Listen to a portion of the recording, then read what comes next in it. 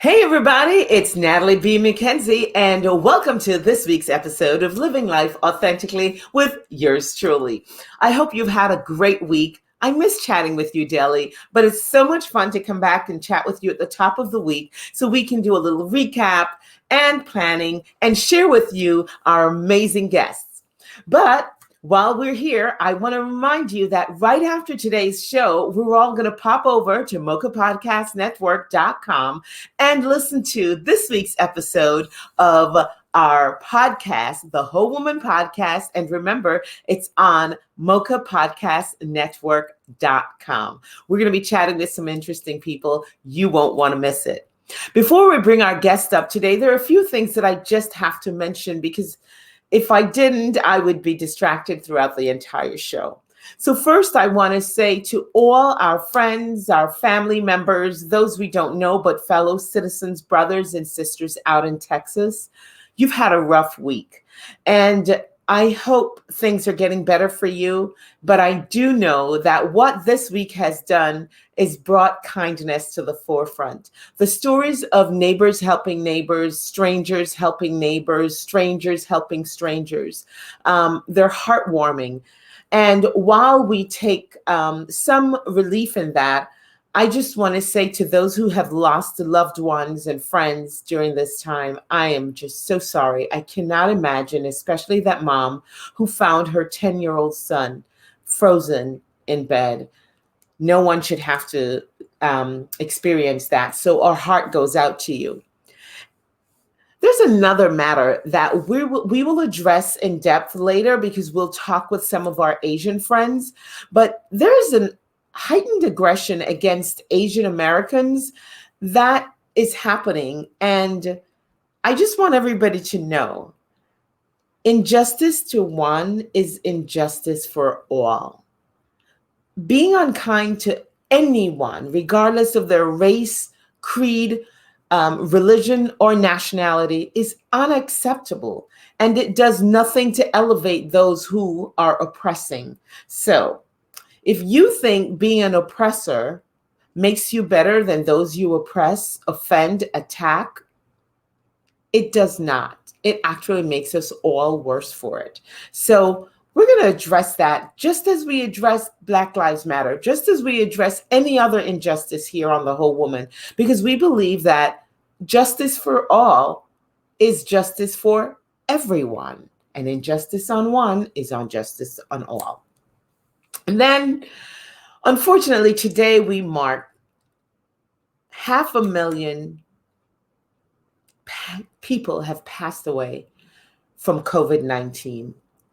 And this weekend, this touched home. In my family, we lost a loved one on Friday to COVID-19. And my cousin was a nurse, spent her entire life serving, helping, giving, and actually served on COVID units and cared for COVID patients. And when I heard she had contracted the virus and then was in the hospital, I truly expected to be able to laugh and chat with her again very soon, not to now mourn the loss of her. So for everyone who have lost someone, and I think first of Maria Trice, who was one of the first people who was close to home, very, very close to home, who lost her husband. And so suddenly to COVID-19, I feel like it's full circle. And here we are just about a year later. And though we are starting to see some progress, we're still experiencing losses day by day. So to everyone who's lost someone during this period, our condolences to you. And we're going to shift gears and we're going to bring our guest on and we're going to think happy thoughts, because that's what we do at The Whole Woman, is we lift, elevate, and promote positive things. Our guest today, ladies and gentlemen, is one of 25 women who is shaping the world. And she received that award and was named by Essence magazine as such. She also is a Trailblazer Award recipient from Real Sisters Film Festival and a proclamation recipient from the city of New York. Yes, I'm talking about a woman who's everybody's woman. Help me welcome our guest today, Moikgantsi Kgama, founder of ImageNation Cinema Foundation and CEO of Soul Cinema Cafe. Hello, Moikgantsi. Hi, thank you so much for having me. It's an absolute pleasure. I'm loving that you are all things beautiful and African woman. I love it, and congratulations. Thank you. Thank you so much. Thank you for joining us, Moikgantsi. Now, as I've gone through your resume, the first thing I'm going to ask you before we do the usual stuff, it says you are an audience development specialist. Mm-hmm. So what exactly is that? I am the person who puts butts in seats when you have an independent film and you want to make sure an audience comes out. I'm the person who will do some of the research and find out which niche groups we can reach out to. I'm the person that will help develop a campaign to get the word out on the streets and then hire people to help me facilitate that campaign. So that's what my background is in. Okay, so Moikgantsi, that is such an unusual route, an unusual role. What went into the making of the little young girl, Moikgantsi? Because I'm telling you, you have a giant of a name. Who is this young girl, Moikgantsi? Tell me where you grew up. Tell us about your family background, and tell us about your cultural influence and what got you to where you are today. Well, first, my name is Moikgantsi Kgama, and I am named after my grandmother. It's a South African name. The language is called Setswana. And my father is from South Africa. My mom is an African American. She was raised in the Catskill Mountains by way of Fairhope, Alabama. So I had a lot of different cultural influences in my house. I was born in the Bronx, which is in and of itself a cultural influence. and then my family moved to Syracuse, where my father went to school at Syracuse University, and that's where I was raised. So there are a lot of things that I guess contributed to who I am. At a young age, I knew I had a love for the arts, and I also grew up in a home that was very Afrocentric, very culturally aware. So I guess that kind of culminated into a person who loved the arts, but believed it was to be used to edify our people. And, I've done that in different ways since I was a little kid. I think the first time I really kind of had a concept of that was when my father, I was about 3, 4, and I was drawing a picture. And it was a family, and it was a white family. And my dad was like, who are these people? And he said, this father does not look like me. Who are these people? And I said, well, that's a family. He said, but they don't look like your family. Why did you draw this family? And at that young age, I started to think about, well, why would I draw this family? And I realized that, even though I grew up in a very Afrocentric household, the dolls were Black, the magazines were Black, the books were Black, that I was still being exposed to a lot of outside mainstream media that didn't support and affirm who I was. And so at that young age, I became very interested in the arts. I was a big fan of Cicely Tyson. When I was that age, I was also a big fan of Harriet Tubman. And so I became very interested in the arts. I started to do monologues and act whenever I could. I had a little Harriet Tubman monologue I would do. And as I got older, I looked for ways where I could kind of merge my passion for my people with my passion for the arts. So do you have any siblings? Were you an only child growing up in Syracuse? No, I have a sister. She's 9 years younger than me.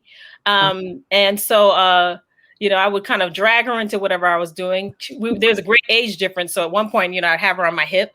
and then when I got a little older, like in high school, I had and in first year of college, I had an African dance troupe with my friends, and my sister was the smallest one. So we would bring her with us and she would dance. And when things weren't going right, we'd push her up front because she would get all the love and the applause and win the audience back for us. So yeah, I have a great sister.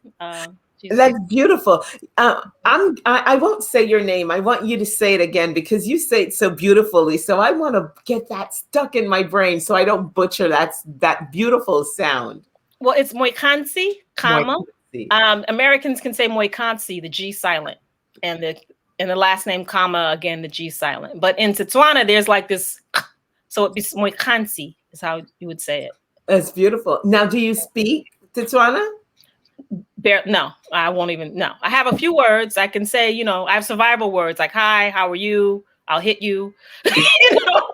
Survival words a little kid learns. I'm hungry, but I don't speak the language. Okay, so tell me about growing up in Syracuse, because Syracuse at the time that you were growing up, which would explain why you were drawing pictures that looked like the families around you versus the families that your own family. Tell us about your experience growing up in Syracuse, and what was your dad studying that caused the family to move to Syracuse?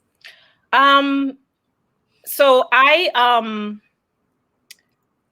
growing up in Syracuse was actually quite nice. My dad was a student at the university, and so we lived on campus for a while. So I was surrounded with a lot of different cultures because of being on campus. But of course, the larger Syracuse community is predominantly white. And, you would encounter a lot of, subtle racism that I recognized as a young girl. My father went there to study communications, actually. And he ended up going into teaching and became an English teacher where he taught at Lemoyne College, and he taught in the local school district as well. But Syracuse was a great place. There was the fact that, the good part of it was that the Black community was tight knit. We were part of the university community more than the actual indigenous Black community in Syracuse because my parents have relocated. But I grew up around a lot of really influential adults. I grew up around in a very warm community. And I grew up always wanted to come to New York City, though, and be involved in the arts. And then also my high school had a program that allowed me to compete for a scholarship to go to Syracuse University. So I actually went to Syracuse University on scholarship. But it was a good place to grow up. It was a beautiful place. It was lots of greenery. And unfortunately, as the economy has changed, the neighborhood has changed, the community has changed. It's not a place that I would want to live today, unfortunately. Okay, so you're artistic and you're able to pursue all these artistic pursuits through high school by creating even your own dance troupe. So you definitely were a leader then, and that continues with you today. Tell us about the I would say, what was the most transformative thing that happened during your high school years that has influenced your life even into today? I think that's a hard question there. Transformative. Well, I think first of all, I got a full scholarship to Syracuse University, which gave me the opportunity to still be at a wonderful college where there was a great amount of really activated youth, and there was a pretty good arts program that I could participate in outside of my curriculum. So getting that scholarship to Syracuse University in high school, I'd say, was a pretty big pivotal moment in my life. I ended up writing for the local paper, not the college paper, but the local paper. I had a job every summer. I met lots of interesting people, and it helped give me skills that I still use today. So. And so what was your path post Syracuse? When you graduated with your bachelor's, how did you break into your career? Well, when I was in college, I was in a troupe called Mahogany Productions, and we would produce plays about the Black experience. And initially, I was an actress, and then I guess the leaders of the organization left and kind of turned it over to me, and I became the producer. And as the producer, there was a funny moment when, I was producing plays, we were performing this play on campus, and because I was from the community, I would bring people from the community to come see the plays. And then I was also activist minded. So at one point I said to my my theater troupe, let's take this into the prison system. Let's take this message and perform these, for incarcerated populations. And they looked at me like I had three heads. And, everyone said, we didn't come to college to go to jail. We are not doing that. We are not interested, Kansi. You're going too far. And that moment made me really think about what I was doing and how I could use art and reach more people. And that made me think film was what I needed to be in. I thought with film, you could make a really progressive, amazing film, and you could disseminate that message worldwide without having to bring a troupe, without having to have buy-in from the actors. The art is done, and then it just becomes about distribution and audience development. And so I think that moment when all of my classmates looked at me like I was crazy and said, we don't want to do this, that really put me on a different path. And so I moved to New York City, and I ended up working for Jamal Joseph, who was a Black Panther and is a filmmaker, and was the head of the film department at Columbia University, actually. And so I worked for Jamal doing progressive independent films. And I just kept meeting people who kind of understood what I was trying to do. I worked for Kay Shaw, who was one part of the distribution team for Haile Jarima's film Sankofa. And so I started to look at what was out there, and I felt like there were so many amazing directors, Black directors, who didn't have movie theaters, who didn't have enough distribution for their works. And I decided that that's what I was interested in. I wanted to really be able to help present our works. And I also, in college, was introduced to Marcus Garvey, and reading about his work and how he used media to spread a Pan-African message really inspired me. So, Moikgantsi, this is quite interesting, because I see where a group telling you no really spurned and spawned the life of what you do today. So moving to New York City and taking on the task of being an audience development specialist, what did that look like? How did you get these goals accomplished? Because that sounds like pretty magnanimous task. I think, the opportunities just kind of presented themselves, and I followed up. When I was working with Jamal, we shot in the home of a woman named Sydney Kai Ennis. Her home is spectacular, really beautiful home. And she is a person who curates art, who produces, wonderful events. And she's just a great person who became a mentor to me. She introduced me to her friend Kay Shaw, who Kay, of course, also became a mentor to me. And when Kay was doing distribution for the film Follow Me Home, starring Alfre Woodard and Benjamin Bratt, she brought me along. And I became the assistant distribution coordinator or something like that for Follow Me Home. And I learned a lot of what I employ today from Kay, from helping her market that film Follow Me Home. And then when other projects came along, she would bring me along. And in that process, the whole time I kind of knew this is what I want to do. I want to have cinemas. I want to develop audiences. I want to do it among my peers, because I was young and my peers weren't all as tuned into independent film as I was. And so I remember talking to Kay, telling her my idea. And she said, well, there's this guy in LA, and he has this thing called Doughboys, and people get together and watch short films. And it sounds like a really great experience. Maybe you should do that in New York. And that's what I did. I was planning to go to LA. I reached out to the brother who started Doughboys, and he unfortunately passed away. But I decided to keep doing this in New York. So I started ImageNation. And I was also dating a guy who became my partner in ImageNation, and my husband, and my life partner.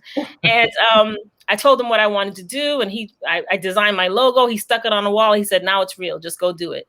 And so I found a venue in New York City, and I'd worked for IFP, the independent film market. I had worked at Film Video Arts. I had developed a mailing list, and I sent it out, and my first show was sold out.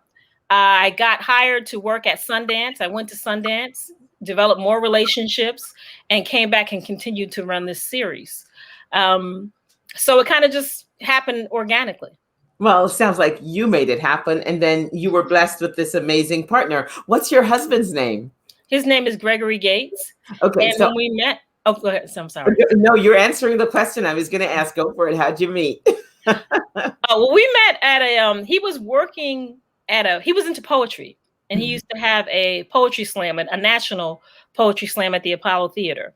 And so I met when he was working at an event at Irving Plaza called Word Life. And I was marketing this film, Follow Me Home. And I came up to him and I asked, do you know who I could talk to get them to announce this film? I think Erykah Badu was there. Nona Hendrix was there. It was a really fabulous event. And so he kind of helped me a little bit. He was a little difficult. And so I wasn't successful, so I had to come back and talk to him again. And he was kind of snarky. I was like, oh God, I have to talk to this guy again. So I went back and I continued the conversation, and he helped me get it announced. And then he invited me to come and announce the film on some radio programs that he was hosting with colleges. He had like 3 or 4 college radio shows. Mm-hmm. And so that's how I met him. And I guess he wanted to date me, so he started to volunteer for the film. And then he became readily available. Yeah. That's pretty cool. So ImageNation is yours. You're CEO over at Soul Cinema Cafe. Yeah. And tell me how that's going, because I know with the pandemic you pivoted, made lots of changes. Tell us about that. The pandemic has been an interesting experience. I mean, when it first happened, we immediately pivoted and started to, we reached out to someone we read about in Forbes magazine and who had developed something called Adopt a Theater, where she had created an online platform to support art house cinemas. And so we asked her to create a platform for us. And so we kind of went into this partnership with her and started to stream films through this new platform that we created in partnership with this filmmaker. Mm. And, we did pretty well, but we had other things that we were also doing. I have a show at the Apollo. So we did a virtual program at the Apollo. We had an outdoor film series. So we ended up doing a drive-in because the parks were no longer offering permits. And so we've done a lot of things to kind of continue to operate in the same vein as we did prior to COVID. The one thing we could not do was open our space, though. And so we decided that we needed to stop for a minute and do a hard pivot. And so now we're in development to create a streaming platform that will become our online home until we think the market is ready for us to come back with a physical space. So the physical space redevelopment is on hold. It's on hold. It's on hold. It's not canceled. It is on hold because, we still want to do it. And our business model was always what I call click and mortar. So initially we had planned to open the cinema first and then link it to an online platform. And so we've decided, the world has said, develop the platform first and then link it to your cinemas. And so that's what we're working on. And, the beauty about things now going virtual is we've been so controlled or restricted by time, space, and distance. And that's one of the advantages I have found, that being quarantined, being limited with our outdoor activities and our interaction with other people, that distance and space and time really have just about become irrelevant, because folks can get on at the time that's convenient for them. This is true. We did the first program we did with the Apollo during COVID. I was able to invite filmmakers from LA, filmmaker from South Africa, filmmakers from all over to participate in that conversation. And that was because, COVID has opened up the whole world to us. And I have the program. I'm sorry? People are readily available. No longer are they thinking, oh, you're in New York. I'm not available to be in New York at that time. They're readily available, and the audiences now understand what it means to view online. So it's not like a far leap for them. So it's a good opportunity. We just did we have a program coming up with the Apollo Theater on March 21st, and one of the directors is Skyping in from the United Kingdom. And without COVID, I probably wouldn't have reached out to her. So I agree with you completely. It's opened the world up to us.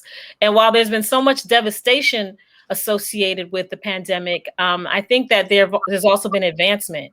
Yes. And it's important to hold on to whatever good has come out of this. Hold on to it and make it a part of our lives. I so agree with that. So Moikgantsi, here's my question for you. What's the most significant shift that you've made that will make your business or businesses even better beyond the pandemic? I think, just growing as a businesswoman. I started this when I was very young. We've been doing this for over 20 years. And when I started out, I was really focused on, progressive messages for the people. And I still am, but I think that, I've grown from having a heavy focus on activism and promotions into having a really heavy interest in being a sound businesswoman and knowing how to operate my business so that I'm in compliance, being concerned about forecasting and figuring out how I can grow in a way that will make my vision sustainable beyond me.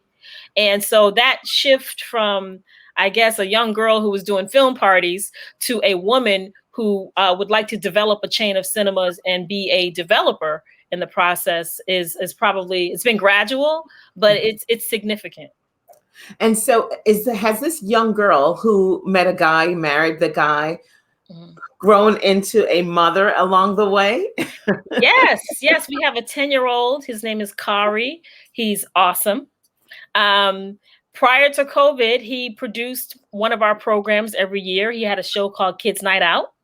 And we would have, because we would get a permit to do a park screening, and we would have hundreds, sometimes thousands of people come, and Kari would host the whole thing. He did the first one at the age of 5. He curated it. He said, "Mom, I think we should show this film, and I think we should have these activities." And so, he's a part of the family business. He's getting a little older now, and so it's not as cool to him as it used to be, but, he'll learn. Yeah, he'll yeah. He was able to have curate a drive-in movie. So he gets to do a lot of cool stuff as part of this family business. Quite a legacy. Now, as an activist, though you're not so focused on that anymore, 2020, I don't know who was not moved or impacted, shaped or shifted by the Black Lives Matter movement and the push and pull with the racial tension in the country. How has that impacted you, shaped you, or influenced how you curate, produce, develop films? I have to be honest, that's the page I was already on, since 1997 when I established ImageNation. But I will say, what I hope is that, over the years, I've been told sometimes maybe you shouldn't say Black. Maybe you shouldn't focus on, on what you're focusing on. Maybe you should just say independent films. I feel like right now, and maybe you shouldn't, highlight racism as one of the things that inspired you to do what you do, and as what you're actually working against. And I feel like now people won't say that.